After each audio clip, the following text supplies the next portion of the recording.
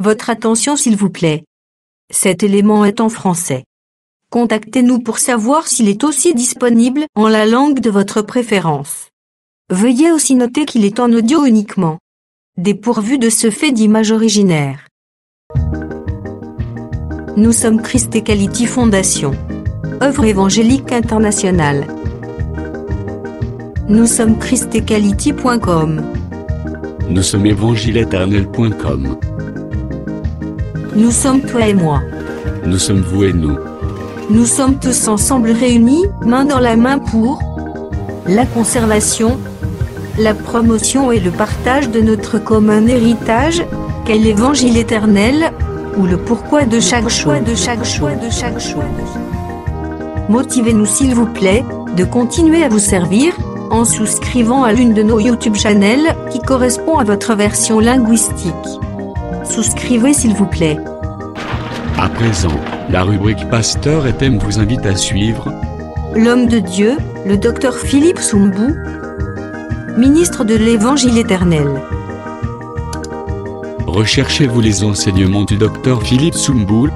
Allez sur christequality.com ou sur évangile-éternel.com/philippesoumbou.html. Les enseignements sont disponibles en texte, audio et vidéo. Bonne édification au nom de notre commun Seigneur et Dieu Jésus-Christ. Amen. Par la grâce de Dieu, nous voulons achever notre exposé intitulé Boaz mangea et but, voir Ruth chapitre 3 verset 7. Nous rappelons d'entrée de jeu en disant à l'Auguste Assemblée que cette écriture de Ruth chapitre 3 verset 7 se résume en 3 parties. Dans la partie A, il est écrit que Boaz mangea et but et son cœur était joyeux. Dans la partie B, il est écrit que Boaz alla se coucher à l'extrémité ou au bout d'un tas de gerbes.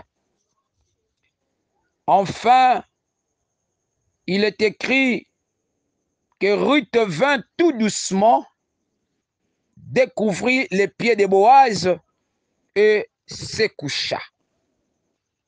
C'est ça le sommaire de Ruth chapitre 3, verset 7.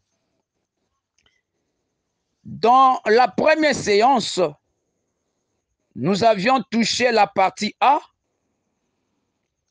En ce jour, nous voulons expliquer les 2 dernières parties pour respirer à l'aise dans le pavillon de Salomon, car les jours parleront. À présent, par la grâce de Dieu, nous touchons la partie B de Ruth chapitre 3, verset 7, intitulée Boaz alla se coucher à l'extrémité d'un tas de gerbes. Dans la situation contextuelle, nous allons expliquer 3 points. Premièrement, il y a le coucher ou le sommeil. Deuxièmement, il y a l'extrémité ou le bout. Troisièmement, il y a l'état des gerbes. Ces 3 points, nous allons l'expliquer par la grâce du Seigneur. Et à l'issue des explications, nous allons saisir la raison sur Boaz qui fut parti pour se coucher à l'extrémité d'un tas de gerbes. Gloire au Seigneur. Au regard du premier point, intitulé le sommeil ou le coucher, nous précisons préalablement en disant que dans le dictionnaire inspiré de Dieu appelé la Bible, les concepts sommeil cachent plusieurs significations. En voici quelques-unes.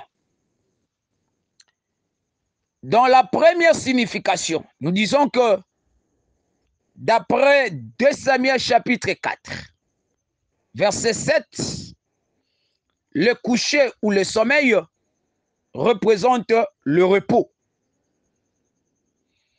Dans la deuxième signification, nous disons que d'après Romains chapitre 11, verset 8, le sommeil ou l'assoupissement représente un esprit, car Dieu donna à Israël un esprit d'assoupissement.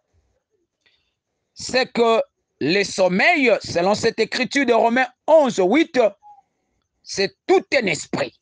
Gloire au Seigneur.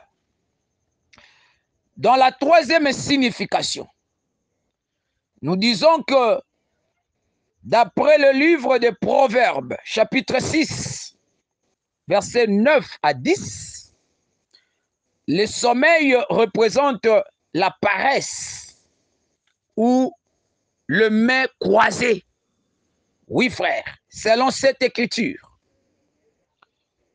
Et dans la quatrième signification, nous disons que d'après Jean chapitre 11, versets 11 à 12, le sommeil représente la mort. La liste de significations sur le sommeil n'est pas exhaustive, Auguste Ensemblé.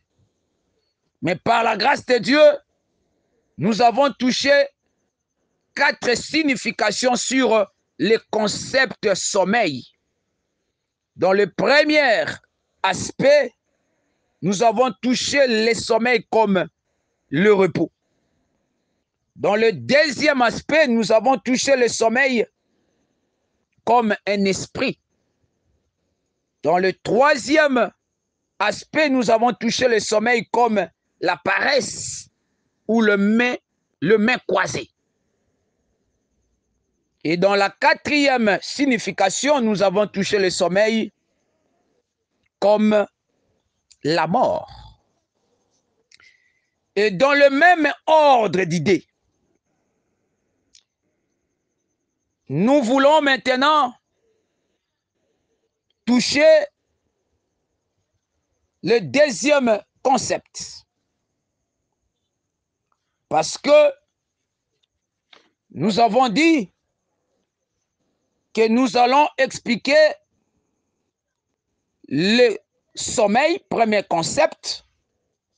Nous allons aussi expliquer le concept extrémité. Gloire au Seigneur. Nous précisons toujours en disant que le concept extrémité cache plusieurs significations dans la Bible. En voici quelques-unes. Dans la première signification, nous disons que d'après Actes chapitre 1, verset 8, Psaume 65, verset 9, une extrémité représente le monde ou la terre. Je paraphrase le psalmiste qui stipule que ceux qui habitent aux extrémités du monde, c'est frais de prodiges de l'Éternel. Voyez-vous? Donc, selon cette écriture, nous voyons que une extrémité représente le monde ou la terre. Parce que dans Acte 1:8, le Seigneur dira aux apôtres que le Saint-Esprit survenant sur vous, vous recevez une puissance et vous serez réellement mes témoins à Jérusalem, à Judée, à Samarie, jusqu'aux extrémités de la terre. Voyez-vous? Donc, selon ces deux Écritures, nous avons le pouvoir de dire que l'extrémité représente le monde ou la terre. Dans le deuxième sens, nous disons que d'après Matthieu 12, 42, 1 Roi chapitre 10, verset 1, là, l'extrémité représente aussi les nations. Parce que dans Matthieu 12, 42, le Seigneur dira que la reine du Midi vient des extrémités de la terre. Mais dans 1 Roi 10, 1, on parle de la reine de Séba, qui a quitté son pays pour venir à Jérusalem. Donc c'est qu'il a quitté le sud. Là, nous voyons, là où la reine avait quitté le sud, c'est le pays occidental ou le pays non juif. Les nations représentent aussi les extrémités ou le bout. Le bout du monde symbolise aussi les nations, les pays non juifs. Et dans la même ligne, lorsque vous prenez Psaume 18, même Psaume 89, là nous voyons aussi qu'une extrémité représente aussi le ciel. L'extrémité représente aussi le ciel. Donc dans la Bible, une extrémité ou le bout cache plusieurs significations. Au regard de gerbe, nous disons que dans la Bible, une gerbe représente aussi un fils. Oui. D'après Genèse 37, 5 à 8, les gerbes au pluriel, ce sont le fils de Jacob. Selon le songe, le premier songe de Joseph, les gerbes, ce sont le fils de Jacob. Symbolise le peuple juif. Dans le même registre, lorsque nous lisons Matthieu 13, 30 à 38, là nous voyons aussi que les gerbes symbolisent le fils du malin dans les alliances. Parce que le Seigneur a dit que le moissonneur, avant de moissonner le blé, pour le mettre dans le grenier, l'ivré, qui sont le fils du malin, seront d'abord liés en gerbe. Donc l'ivré lié en gerbe, ce sont le fils du malin dans les alliances. Voyez-vous? Donc selon cette écriture, les gerbes symbolisent aussi le fils du malin dans les alliances. Gloire au Seigneur. Et maintenant, nous voulons rassembler les morceaux de l'agneau pour présenter au fils de ma mère le véritable homme. Nous venons de toucher quelques aspects sur le sommeil. Nous avons touché quelques aspects sur l'extrémité. Et nous venons aussi de toucher deux significations sur les gerbes. À présent, quand nous prenons le sommeil comme la mort, nous prenons l'extrémité comme le monde ou la terre, nous prenons les gerbes comme le peuple d'Israël ou le fils de Jacob. À cela, dans le premier aspect, nous avons le pouvoir de dire que Boaz, qui fit partie ou qui s'est déplacé, qui a quitté sa résidence. Parce que quand l'Écriture dit Boaz alla se coucher, cela veut dire il était quelque part. Parce que le verbe aller veut dire aussi se déplacer ou changer de place. C'est que le frère Boaz était quelque part, était dans sa résidence, il a quitté un lieu, sa demeure, pour aller se coucher dans un tas de gerbes. Voyez-vous? Et là, dans la pensée apocalyptique, par rapport au premier aspect, nous disons que Boaz, qui s'est déplacé, qui fit aller pour se coucher à l'extrémité d'un tas de gerbes, typifie Christ qui avait quitté l'éternité, qui avait quitté sa résidence, sa demeure respective, pour venir se livrer. Parce que l'Écriture dit, Boaz alla se coucher. On a prononcé le verbe pronominal. C'est lui-même qui est allé se coucher. C'est ça l'image de Christ qui a quitté l'éternité pour venir se livrer à la mort dans le monde ou sur la terre par l'entremise du peuple d'Israël. Voyez-vous, ce n'est pas accidentel que la Bible précise que Boaz est allé se coucher à l'extrémité d'un tas de gerbes. Lorsque nous prenons les gerbes comme le peuple d'Israël, nous prenons l'extrémité comme la terre ou le monde, cela veut dire que Christ et Jésus, le véritable Boaz, avait quitté l'éternité pour venir se livrer lui-même à la mort dans le monde par le truchement du peuple d'Israël. Oui, frère, il est mort, certes, sur la terre, mais par le truchement d'un peuple, par le truchement de son peuple d'Israël.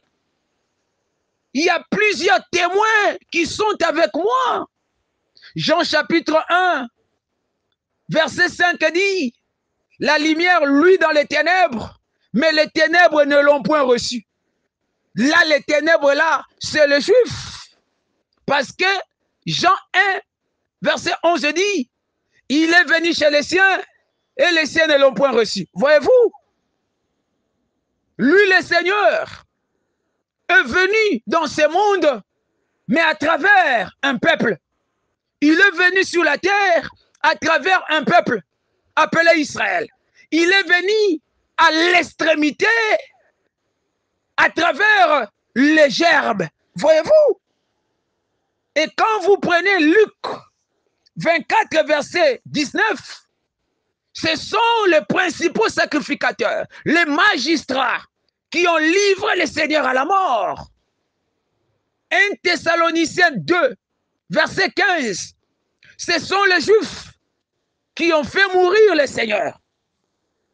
Donc les seigneurs, comme Hébreux 10, 5 le dit, Christ entra dans le monde. Voyez-vous, c'est qu'avant d'entrer dans le monde, il était dans l'éternité. C'est ça le mouvement de Boaz. Avant de venir à l'extrémité d'un tas de gerbes, il était dans sa résidence. C'est ça Christ qui était auparavant dans l'éternité.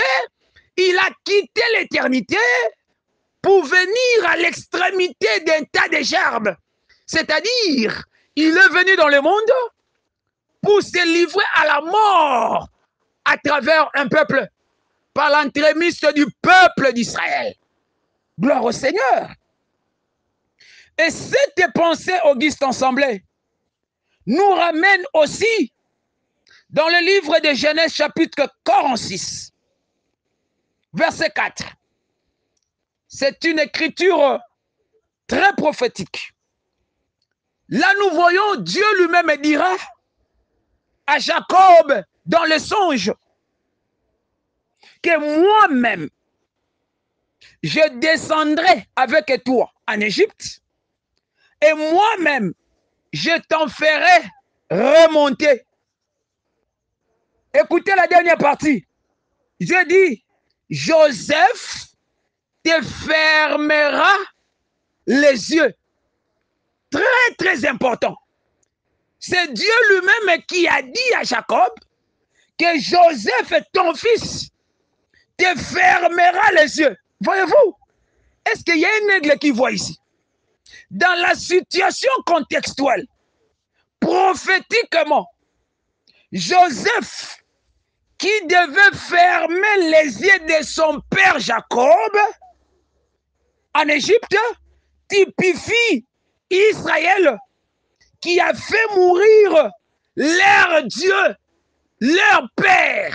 Donc le fils de Joseph qui ferme les yeux de son père, c'est l'image d'Israël qui a fait mourir son Dieu, qui a fait mourir leur propre père, leur Dieu, dans le monde. Voyez-vous? Jacob qui meurt en Égypte, c'est ça Christ et Jésus, mis à mort dans le monde. Mais selon Genèse 46 et 4, c'est Joseph qui devait fermer les yeux de Jacob. Là, c'est le Seigneur qui avait déjà annoncé prophétiquement comment est-ce que Israël, son fils, son premier-né, qui devait le livrer à la mort. Voyez-vous? Parce que c'est Jacob le fils qui devait fermer les yeux de son propre père Jacob. Or, Exode 4, 22, Israël c'est le premier-né de Dieu. C'est que le fils qui devait fermer les yeux de son père préfigurait Israël qui a fait mourir l'éternel Dieu manifesté en chair. Que le Seigneur bénisse les amoureux de la bonne parole. Merci d'avoir suivi ce message et que Jésus-Christ vous bénisse. Si vous avez une question à l'intention de l'homme de Dieu, si vous voulez que l'homme de Dieu prie pour vous, si vous voulez vous confier à l'homme de Dieu, ou si vous voulez tout simplement bénir l'homme de Dieu, contactez-le directement si ses coordonnées sont disponibles depuis sa page. Sinon, contactez-nous et nous lui transmettrons vos préoccupations. N'oubliez pas de faire un tour à notre page évangélisation pour voir en quoi vous pouvez vous rendre utile à Christ par cette œuvre. Que Dieu vous bénisse tous. Amen. ChristQuality.com. Les cieux en un clic de la souris. Évangile-éternel.com, le site de l'Évangile éternel. Christ et Quality Fondation, équilibrer la manne ramassée dans le désert de sorte que chacun ait un le maire.